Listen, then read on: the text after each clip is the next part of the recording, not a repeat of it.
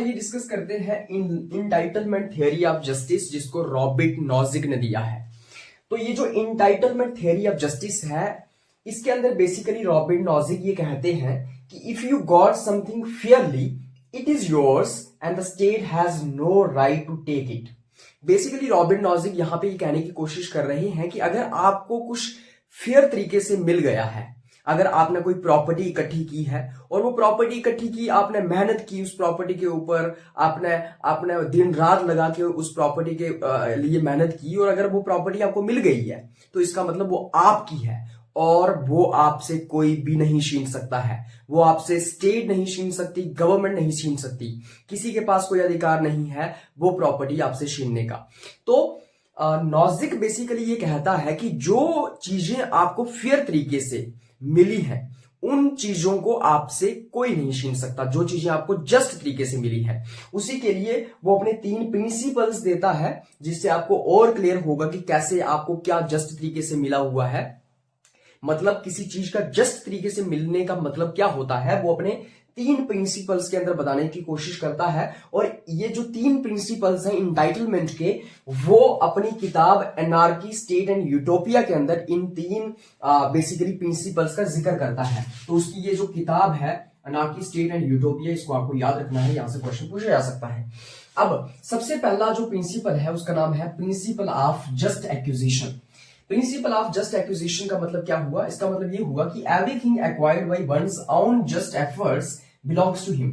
कोई भी चीज अगर इंसान ने एक्वायर की है, हासिल की है जस्ट एफर्ट्स लगा के, खुद से मेहनत करके, तो वो उसकी ही है, वो उसको बिलोंग करती है और उससे कोई उसको छीन नहीं सकता है। जस्ट एफर्ट मतलब ईमानदारी से आपने उसको हासिल किया है, चुराई नहीं है आपने, किसी से छीनी नहीं है, आपने कोई फोर्स का इस्तेमाल करके हासिल नहीं किया है उसको, बल्कि आपने ईमानदारी से मेहनत की है, और मेहनत के बाद अगर आपको कोई चीज मिली है तो वो आपकी है। And no one can snatch that particular thing from you. तो ये है प्रिंसिपल ऑफ जस्ट एक्विजिशन। उसके बाद सेकंड वो बात करता है प्रिंसिपल ऑफ जस्ट ट्रांसफर की। प्रिंसिपल ऑफ जस्ट ट्रांसफर का मतलब क्या हुआ? उसका मतलब हुआ you are entitled to something if it was given और सोल्ड टू यू वॉलंटरली। मतलब अगर कोई चीज आपको दे दी गई है या आपको बेच दी गई है वॉलंटरी तरीके से, मतलब बिना कोई फोर्स के इस्तेमाल किए हुए या बिना किसी फ्रॉड के, अगर आपको कोई चीज किसी ने दी है या आपको किसी ने बेची है वॉलंटरली, तो वो आपकी है, आपसे उसको कोई भी छीन नहीं सकता है। तो ये है प्रिंसिपल ऑफ जस्ट ट्रांसफर। मतलब किसी ने वॉलंटरली आपको कोई चीज दी है या बेची है, बिना फ्रॉड के, बिना फोर्स के आपने उससे छीनी, मतलब बिना फोर्स लगाए हुए आपने उससे छीनी नहीं है, बल्कि आपको दी गई है, आपको ट्रांसफर की गई है, आपको बेची गई है, तो वो आपकी है, वो आपसे कोई नहीं छीन सकता। उसके बाद तीसरा प्रिंसिपल आता है प्रिंसिपल ऑफ रेक्टिफिकेशन। इसका मतलब क्या हुआ? इसका मतलब ये हुआ इफ समथिंग वाज एक्वायर्ड और transferred unjustly it should be corrected. अगर आपने कुछ चीज एक्वायर की है, हासिल की है बेईमानी करके, या फिर आपने उसको चुराया है, या फिर आपने किसी से जबरदस्ती छीन ली है कोई चीज, तो वो उसको आपको रेक्टिफाई करना है, उसको आपको वापस देना है, या आपको उसको कंपनसेट करना है।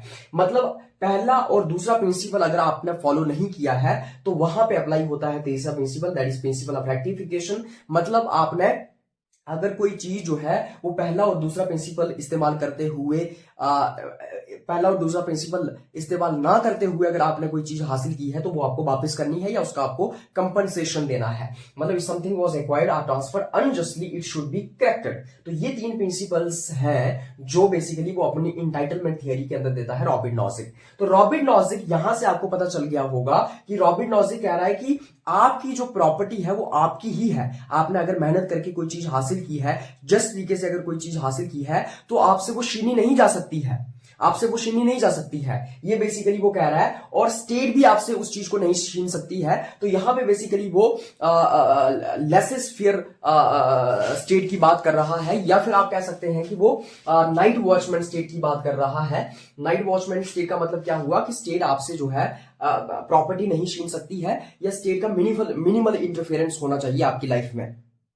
तो वो वेलफेयर स्टेट की बात नहीं करता है। आपको समझ आई ये बात? बेसिकली वो कहने की कोशिश कर रहा है, वो बेसिकली यहां पे वेलफेयर स्टेट का समर्थन नहीं करता है। वेलफेयर स्टेट का मतलब क्या हुआ कि स्टेट जो है वो आपसे चीजें छीन सकती है सोशल वेलफेयर के लिए या पब्लिक वेलफेयर के लिए। मान लो आपके पास ज्यादा पैसे हैं तो आपके ऊपर टैक्स लगा सकती है, आपके पास ज्यादा जमीन है तो आपसे जमीन ली जा सकती है, गरीबों में बांटी जा सकती है। ये होती है वेलफेयर स्टेट। लोगों की वेलफेयर के लिए सरकार आपसे आपकी प्रॉपर्टी ले सकती है, आपसे आपके पास अगर पैसे ज्यादा है उसके ऊपर टैक्स लगा सकती है सरकार, मतलब आपकी लाइफ में इंटरफेयर कर सकती है।